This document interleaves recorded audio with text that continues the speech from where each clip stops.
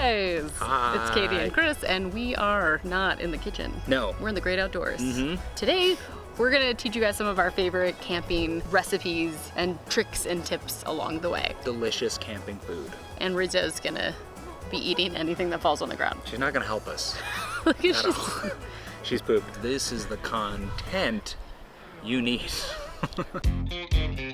This first recipe is a spicy queso dip.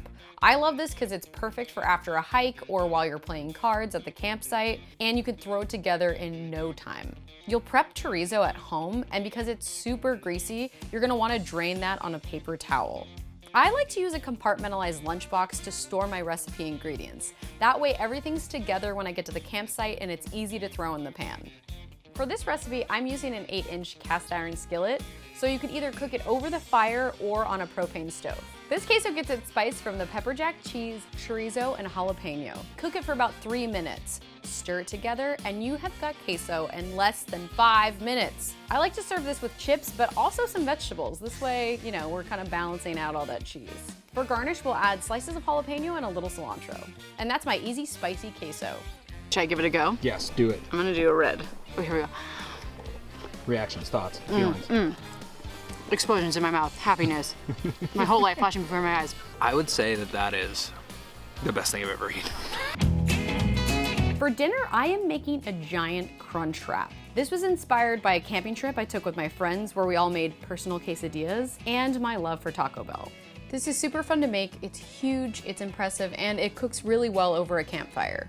To get started, you're gonna make your beef filling at home. Once that's cooked and no longer pink, add your taco seasoning and a little lime juice. You also can really customize this dish if you wanna make it vegetarian, or you could do chicken fajitas. You can really tailor it for your needs. I'm gonna throw these in a takeout container. I like to save these because they work great as Tupperware and they're also free.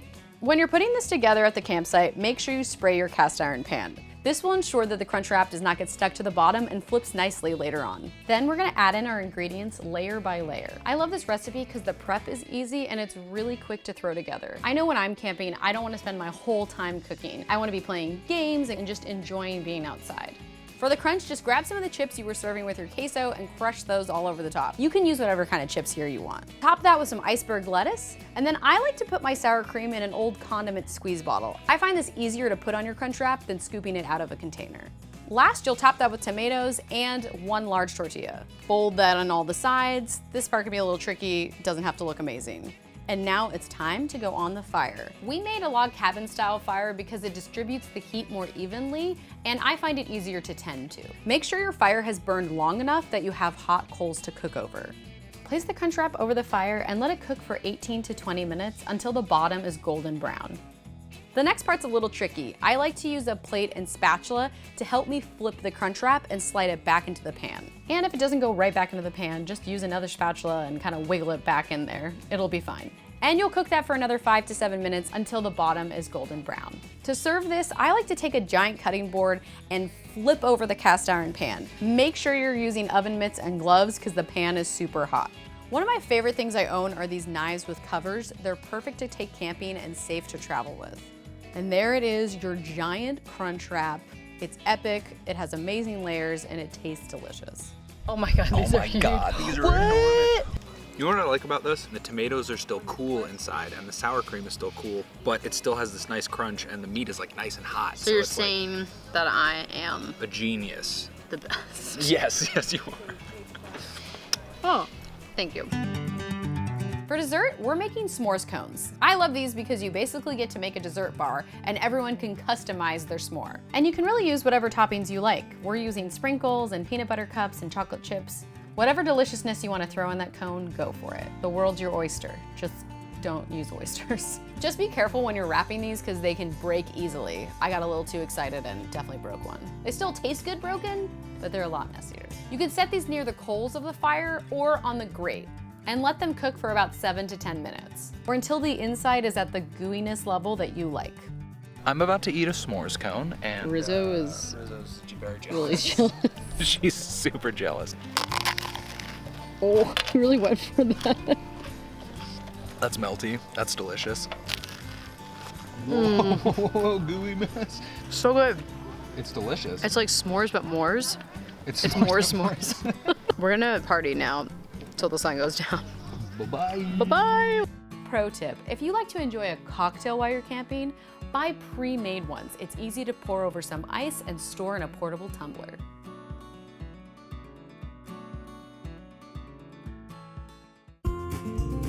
All right, it's breakfast, and you just slept on the ground all night, so I'm pretty sure you want something easy and delicious. These cinnamon roll oranges are to die for and easy to assemble. Use a knife to cut around the flesh of the orange. Just be careful not to cut yourself. And then take a spoon and scoop it out. My sister introduced me to this recipe, and I was a little skeptical at first, but after trying it the first time and tasting the cinnamon roll infused with the juices of the orange, I was in love. So thank you, Kelly, for teaching me your ways. Make sure to save all the orange slices because you can either eat these or make fresh orange juice. Now take your cinnamon rolls and pop that container. Make sure to save the icing because we're gonna use that later.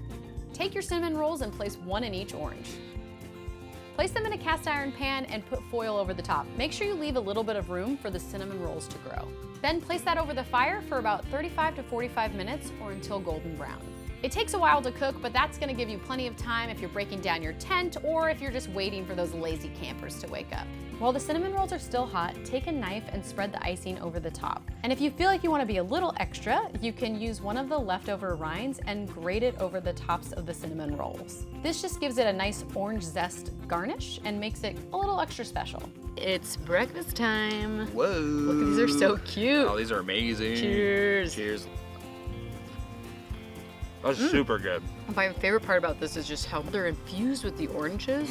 It's delicious. It tastes like you're eating an orange made out of cake, And which is great. And a little campfire taste And a in little it. campfire, yeah. It's a great way to start your morning. Yeah, and we also have some orange juice. Fresh orange juice. All right, well, that's all from us. Thank you guys for watching. Woo! Leave your tips and tricks in the comments. And if you yeah. try any of these recipes, tag me and show us what you did. Try them. They're all super, super, super good. Should we get Rizzo to sign off? Bye. Happy camp. Happy camp Bean. time.